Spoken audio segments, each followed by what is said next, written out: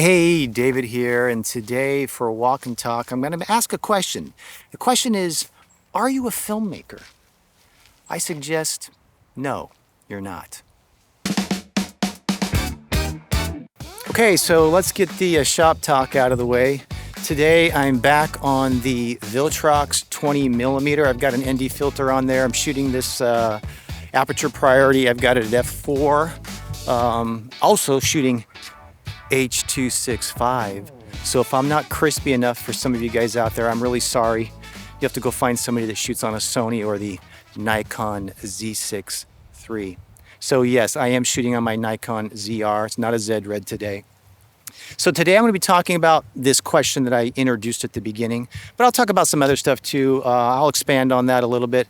I've got some lenses I picked up that I'll talk a little bit about, and who knows, there might be some other useless information that I throw in along the way. Okay, so the question is, are you a filmmaker? Well, in order to answer that, you have to define what that means. And I know I'm a bit of a purist here, so I should upset a few people. So I expect I'll get some views on this video, because if you want to get a lot of views on a video, it's got to be about conflict and you got to upset people. So we'll see where this goes. So here's my definition of what a filmmaker is. A filmmaker is someone who shoots on film. I know that sounds crazy, and I know it's a little silly, and I'm certainly not going to be upset with you guys if some of you think that a filmmaker is somebody who shoots, whatever it is. It doesn't have to be on film, because filmmaking, by most people's definition, is, the art of storytelling, things like that. You can have, I think the Academy Awards has some categories, documentary film, some other stuff, but best picture is best picture. I don't think they call it the best picture, or maybe they call it best picture, motion picture film. I don't know what it is, but I get it. But for me, I'm not comfortable calling myself a filmmaker, because I'm not shooting on film. Like today, right now, am I a filmmaker? No, today I'm on the Nikon ZR shooting H.265, aperture priority. Today, I'm a content creator. I'm most certainly not a filmmaker. So that's me. You guys might be different. Now, let me tell you where this drives me nuts on YouTube and places like that. It's not just filmmaker, it's the term movie. What in the world is a movie anymore? I have no idea what a movie is. If you try to go to YouTube and search movie, you have no idea what you're going to get. To some people, a movie is a minute of B-roll with some music. To some people, a movie is 30 seconds of B-roll with music. I've seen some that say, movie, I can't, there's just weird titles, but they'll say short movie, or they'll say, like, for example, this Nikon ZR movie or Sony FX3 movie, and the thing's like 20 seconds long. Who are these people? That's not a movie. So for me, what is a movie? Well, to me, a movie has to have some sort of story or something. Documentary, is a documentary a movie? Yeah, you could say documentary is a movie. Is a 2-3 minute piece with B-roll and music, well, if it's telling a story of some kind, I guess it could kind of sort of be a movie. But for me, a movie has dialogue. It's got people talking. It's got, it's a story. The story doesn't have to be this huge, compelling story. You don't have to be crying watching it, or, belly laugh, or whatever you want to call it. It needs to have a story of some kind. So of some kind. So these people out there that call their stuff movies, I don't know, it drives me nuts. So I guess this is a kind of a rant, isn't it? In closing with that topic, if you want to call yourself a filmmaker, out making movies, and all you do is shoot, I'm not going to say cats, I shouldn't say that, but if you're out shooting stuff that you enjoy and you like, flowers, I've got some pine cones here, maybe I'll do a pine cone movie. Because, I kind of made a little fun with this. I don't know if you guys remember back, I said I was going to shoot a movie, and it was, what was it? Bushes, trees, and airplanes. I was kind of making fun with that, but that's a whole other topic. So if you're one of these people that considers yourself a filmmaker, and a movie to you is just going out and hitting record a little bit, editing it a little bit, throwing it up with some music, all right, I'm not going to tell you you're wrong, but I don't consider that a movie. Okay, let's talk about some other useless information. I picked up a set of lenses, some cinema lenses. They're not new, but they're new to me. Some of you guys may have heard of them or not. They're made by Tokina. They're the ATX zooms. There's 3 of them. I've got, I believe it's 11 to 20 millimeter. There's a 25 to 75. There's a 50 to 135. What's interesting about these lenses is they are considered Super 35 plus lenses, which is kind of interesting. And what that means is the image circle is bigger than just Super 35, which is going to be good for me because it'll work for my Varicam, which is definitely a Super 35 sensor, and it'll also work for my Helium, which is a little bigger than a Super 35 sensor. They call it Super 35, but it's bigger. And I'm also looking forward to sticking it on this guy, my ZR, and seeing how much coverage I can get for that, because the ZR is a full frame, but it's not, a giant full frame. It's not like the Monstro or anything like that. So I think there's a real possibility. Well, I know I can use it at least for part of the focal range. That wide 11 to 20, I don't think I'll be able to use that, but I might be able to get 15 to 20 out of it. And for the 25 to 75, I might get 35 to 75 out of it. I think you get what I'm trying to say. So it's not going to be certainly unusable on this camera, and I'm looking forward to seeing what I can do with that. So what's great about these lenses, or why did I get them? Well, as you guys probably know if you watch my channel, I've got some Zeiss lenses, and I like them. The Zeisses they're great. They're great lenses, don't get me wrong. But I'm getting ready to do some motion picture movie stuff that I wouldn't call it run and gun, but it's low budget.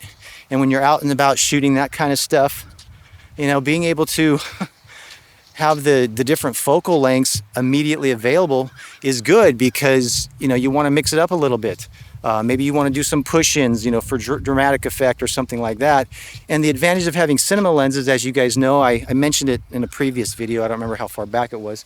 But when you got T-stops throughout the range, which means it's accurate throughout. You've got parfocal, things like that. I won't get into it too much here, but it just makes things easier. So I'll talk a little bit more about those once they're supposed to be here tomorrow.